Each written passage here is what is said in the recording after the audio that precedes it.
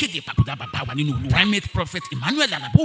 Oju-o-ni-ti-mi ẹni tó sùn nínú Olúwa ní ọjọ́ kẹrìndínlógún oṣù kọkànlá ọdún 2025 16th of November 2025 bí ètò ìsìnkú wọn ṣe lọ nìyí ọjọ́ Friday 28th of November 2025 yìí láti ṣe ayẹyẹ ìsìn onígbàgbọ́ wake up fún wọn nínú ìjọ tí Ọlọ́run bá tí ọwọ́ wọn gbé kalẹ̀ agogo 4 ìrọ̀lẹ́ nínú ìjọ wọn CNS Mountain of Blessing number 4 Obedience Street Archiville Victoria South Africa bí àjọjọ Saturday 29th of November 2025 ní agogo 9 láti ṣe ìsìn dágbére fún wọn nínú ìjọ wọn bákan náà lẹ́yìn èyí láwọn gbé ara wọn lọ sí ìtẹ́ cemetery ní number 29 Beverly Street Zandfonte 317 Junior Pretoria South Africa.